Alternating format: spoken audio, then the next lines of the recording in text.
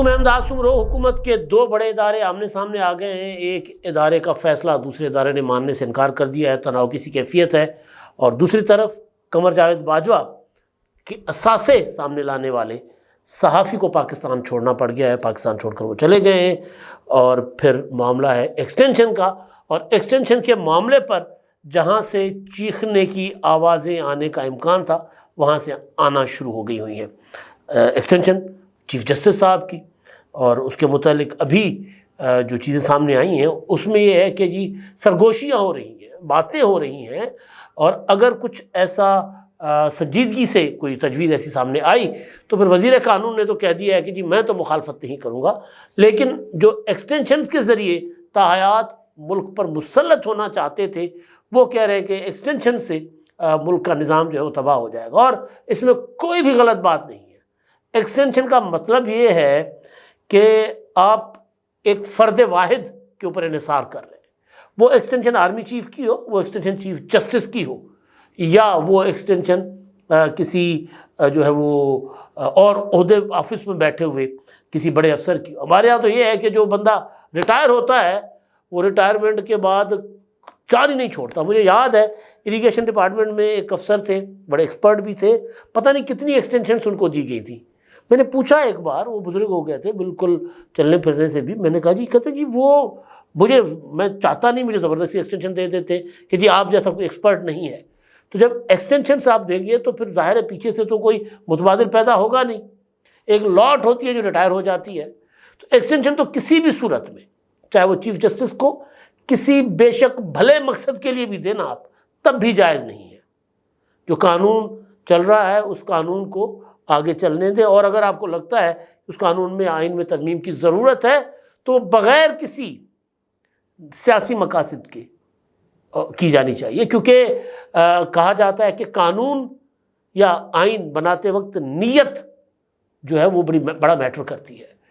آج اگر کوئی سوچ رہا ہے کہ ہم نے چیف جسٹس صاحب کو اس لیے ایکسٹینشن دینی ہے کہ وہ اپنا اس سال ریٹائر ہونے کے بجائے اگلے 2 سال بھی رہے، تو پھر اور اس کا مقصد یہ ہے کہ جی ایک پولیٹیکل پارٹی جو ہے اس کو آگے آنے والے کوئی چیف جسٹس صاحبان کے فیصلوں سے اقدامات سے فائدہ نہ پہنچے، یا پھر یہ بذات خود موجودہ چیف جسٹس صاحب کو متنازع بنانے کی کوشش ہے کہ یہ چیف جسٹس صاحب اس حکومت کے ساتھ رہیں گے، اس حکومت کے حق میں فیصلے کرتے رہیں گے، اور حکومت کے مخالفین کو رگڑتے رہیں گے۔ یہی تاثر ہوتا ہے نا۔ تو یہ جو باتیں جب شروع میں آئی تھی تب بھی میں نے کہا تھا کہ چیف جسٹس صاحب جو ہیں وہ مجھے نہیں لگتا کہ وہ اتنا متنازع ہوں گے، اپنے آپ کو بنانے دیں گے کسی کو۔ جب ایسا وقت آئے گا تو کہہ دیں گے کہ جی میں جا رہا ہوں اپنے ٹائم پر، آگے والوں کے لیے آپ بے شک ایکسٹینشن کر دیں۔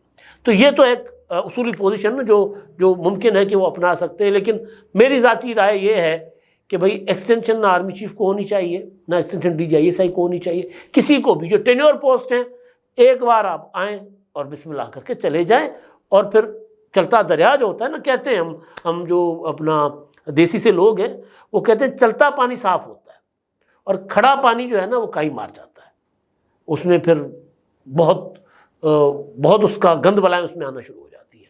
اس لیے کہا جاتا ہے کہ جی چلتا پانی جو ہے نا وہ پاک ہوتا ہے، پی بھی لیتے ہیں آپ، کیونکہ وہ اپنے ساتھ اپنی صفائی بھی کرتا جاتا ہے۔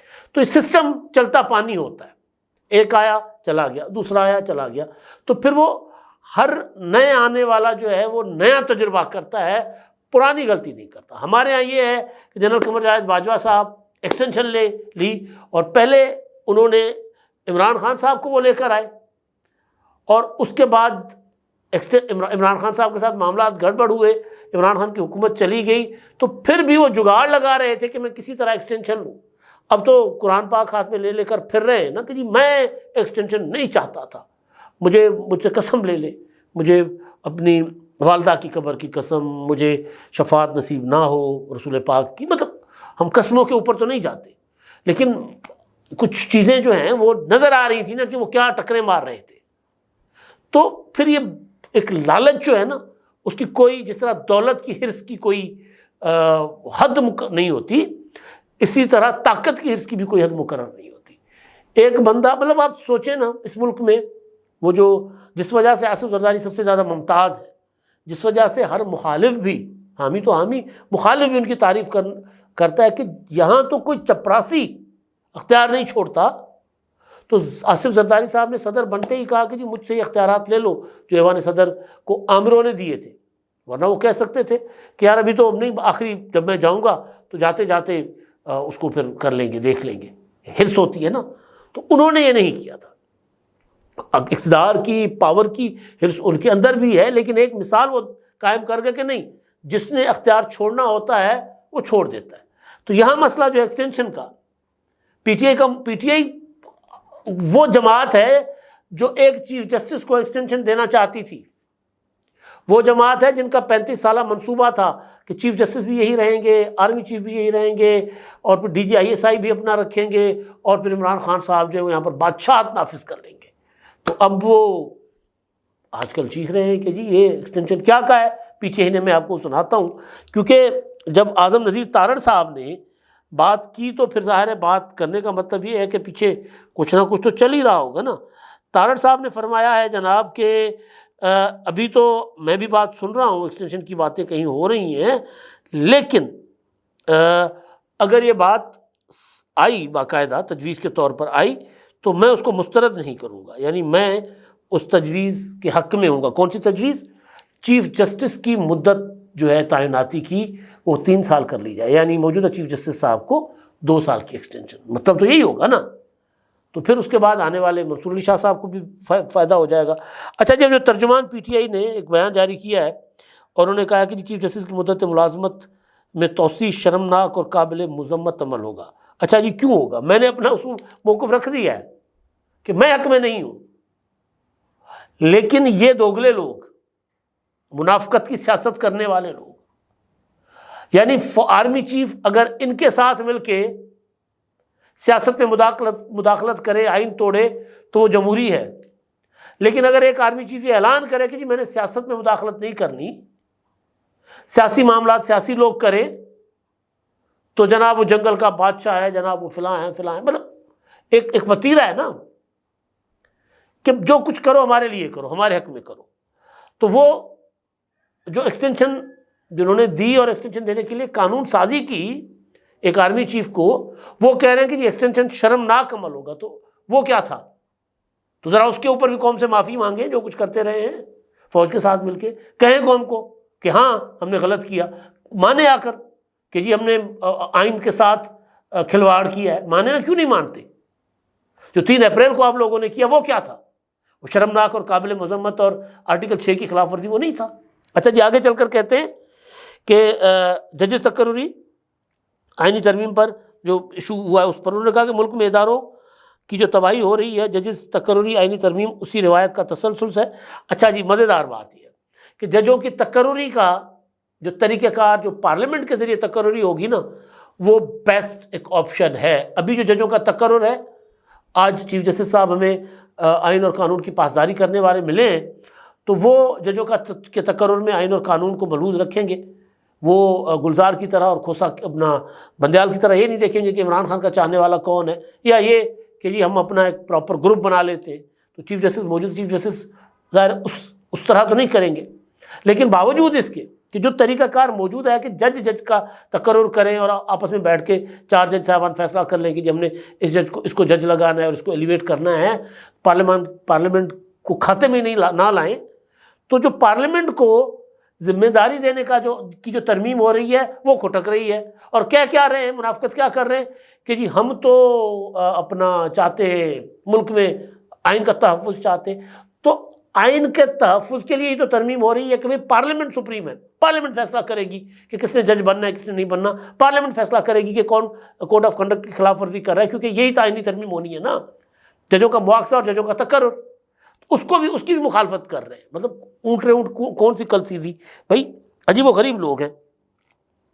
اچھا جی ججز تقرری آئینی ترمیم اسی روایت کا تسلسل ہے. حکومت نے پچھلے 2 برس میں ہر وہ فیصلہ کیا جس سے آئین اور قانون کی بالادستی کو نقصان پہنچتا ہے اور ادارے کمزور ہوتے ہیں. اچھا جی 3 اپریل کو آپ لوگوں نے آئین اور قانون کی جو ہے نا وہ بول بالا کیا تھا.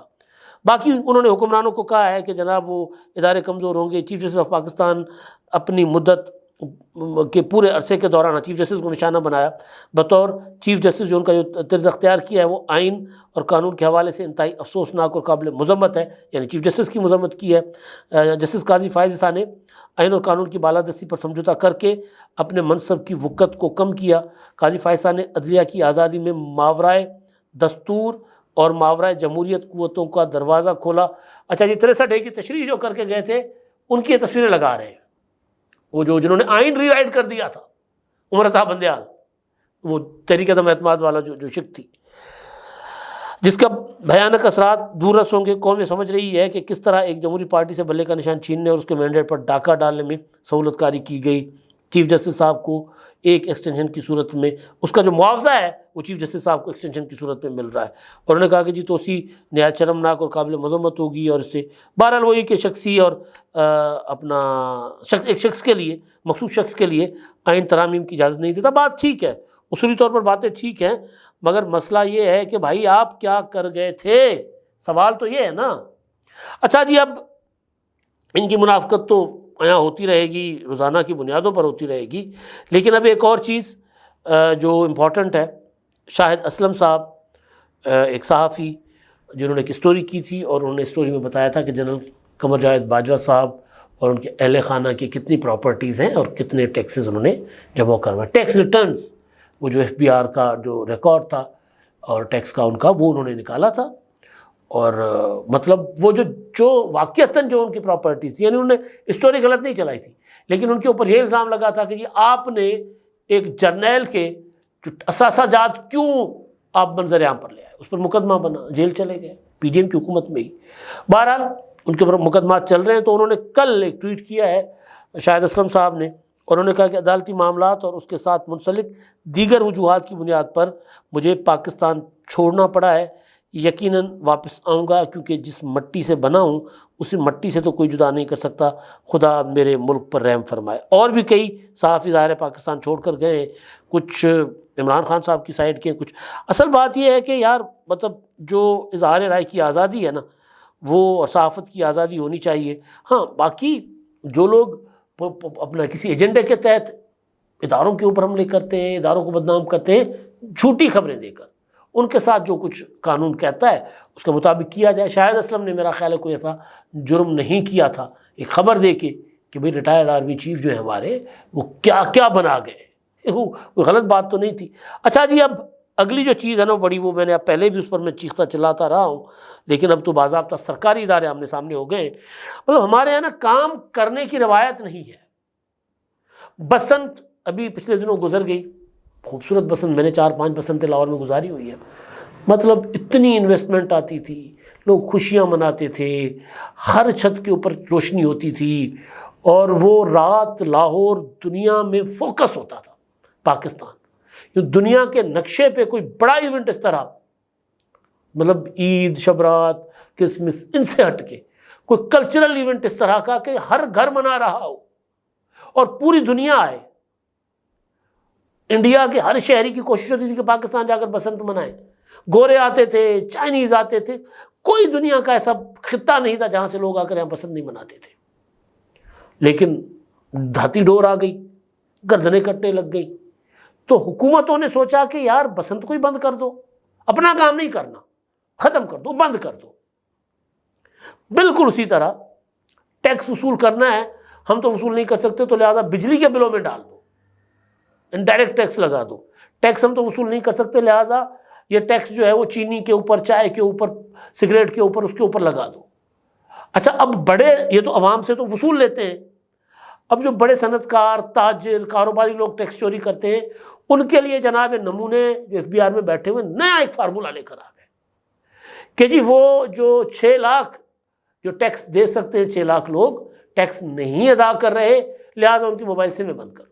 جس دن یہ خبر آئی تھی میں نے اس دن بھی کہا تھا کہ بھائی اس سے کیا فرق پڑے گا، فرض کر لو میری آپ نے موبائل سم بند کر لی، میں ٹیکس میں تو ریگولر دیتا ہوں، جتنی بھی انکم ہوتی ہے اس پر پہلے ٹیکس دیتے ہیں، اس کے بعد گھر لے جاتے ہیں جو 2 روپے بچتے ہیں. تو ہم جو لوگ ہیں جو تنخواہ دار ہیں، چھوٹا کاروبار کرتے ہیں، ہم تو دے دیتے ہیں. آپ میری سم فرض کر لو بند کر لیتے ہیں، میں اپنے بیٹے کے نام پہ سم لے لوں گا جس کا کوئی کاروبار نہیں، جو بھی پڑھ رہا ہے، میں اس کے بیٹے کے نام پر سم لے لوں گا، مجھے کیا فرق پڑے گا. تو اس پر پی ٹی اے نے کہا کہ خدا کا عقل کو ہاتھ مارو، کیا کر رہے ہو؟ یہ کوئی طریقہ ہے؟ اور واقعتاً یہ کوئی طریقہ نہیں ہے۔ آپ وہ جو انویسٹمنٹ کو بھگائیں گے یہاں سے کہ بھئی یہ جو سمیں ہیں 6 لاکھ، وہ تو جو موبائل کمپنیاں ہیں ان کی انویسٹمنٹ ہے نا، تو آپ بجائے مطلب جو ٹیکس نہیں دیتا اس کا کاروبار کیوں نہیں سیز ہو سکتا جی؟ اس کی گاڑی کیوں نہیں پکڑ سکتے آپ؟ ان کے اوپر دیگر کوئی قانونی کارروائیاں کیوں نہیں کر سکتے؟ آپ کے وکیل مل کے ان کے ساتھ 2700 ارب کے جو معاملات ہیں وہ معاملات آپ عدالتوں میں ان کے ساتھ مل کے کاروباری لوگوں کا ساتھ دے رہے ہوتے ہیں۔ تو بہرحال تو پی ٹی اے نے کہا کہ یار اپنا کام کرو، ہمیں تنگ مت کرو، اور بالکل ٹھیک بات ہے، ایسا نہیں ہونا چاہیے۔ ٹیکس جو نہیں دیتا لگائیں ہتھکڑی، جیلوں میں ڈالیں، پراپرٹی سیل کریں ان کی۔ یہ نہیں ہو سکتا کہ جی سم بند کر لیں، سم بند کرنے سے کچھ نہیں ہوگا۔ سموں سے تو موبائل سے تو آج کل پورا کا پورا بینکنگ سسٹم چل رہا ہے۔ اب تک کے لیے اتنا ہی، اللہ حافظ۔